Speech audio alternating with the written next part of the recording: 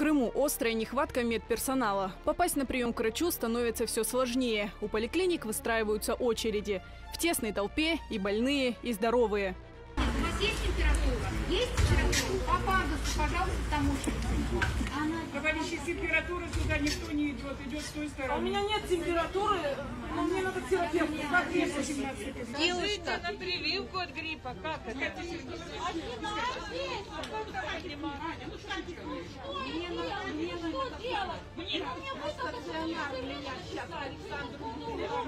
Мне плохо совсем, я не могу стоять.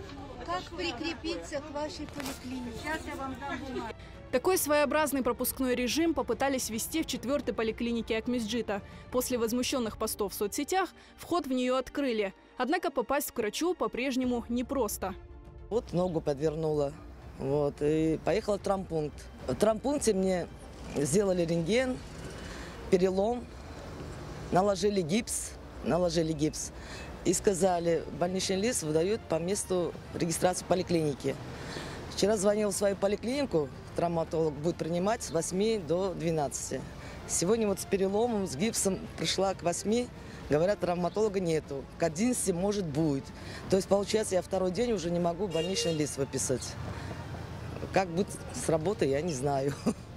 С переломом приходится туда-сюда мотаться. Нет записи. Я записалась. Сейчас я записалась. Но опять же не по времени подойду к врачу, чтобы договорюсь, потому что у меня перекомиссия. Мне вот так вот надо. Сейчас никого нет, а то здесь вообще было. Сегодня я еле прорвался туда. 3 дня мы ходим к врачу.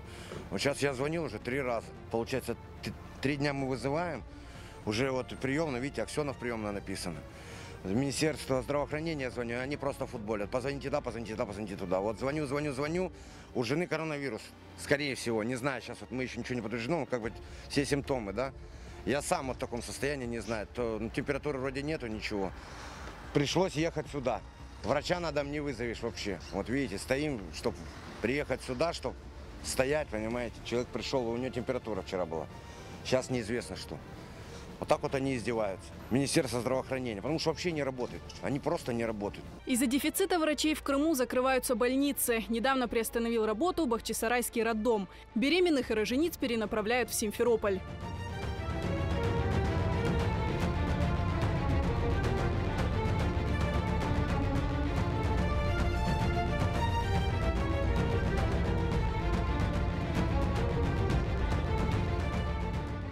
На сайте Минздрава Крыма опубликован длинный список из 1500 вакансий. В крымские больницы требуются врачи различных специальностей – медсестры, санитарки.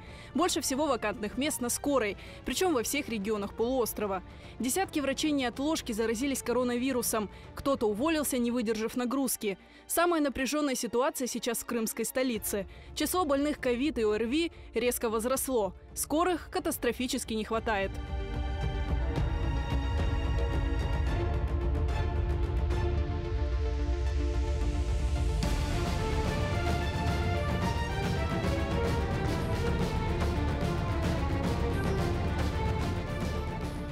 Каждый новый день в Крыму бьет антирекорд предыдущего. Число заболевших коронавирусом в сутки более 100 человек – это уже привычная статистика.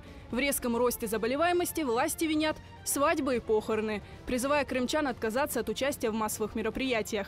И в тот же день проводят в Артеке детскую новую волну. Без масок, без соблюдения социальной дистанции.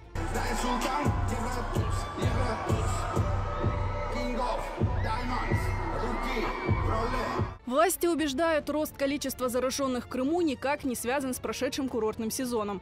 Однако динамика заболеваемости говорит сама за себя. Рост начался именно в июле, когда крымские власти открыли полуостров для отдыхающих.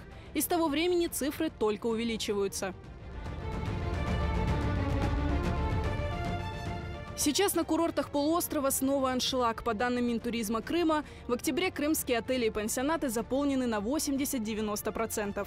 Люди едут к морю пересидеть вторую волну коронавируса. Самолеты из разных городов России один за другим садятся в столице Крыма. Больше всего рейсов из самого неблагополучного по распространению ковида города Москвы – 30–40 самолетов в день.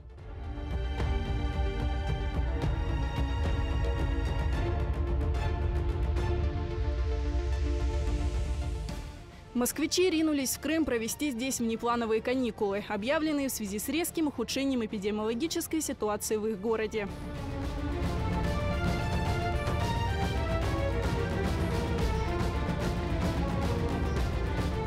А крымские власти, несмотря на пугающую статистику, не видят оснований ни для объявления каникул, ни для перевода учебных заведений на дистанционное обучение. В некоторых школах ввели масочный режим, но его не соблюдают даже учителя.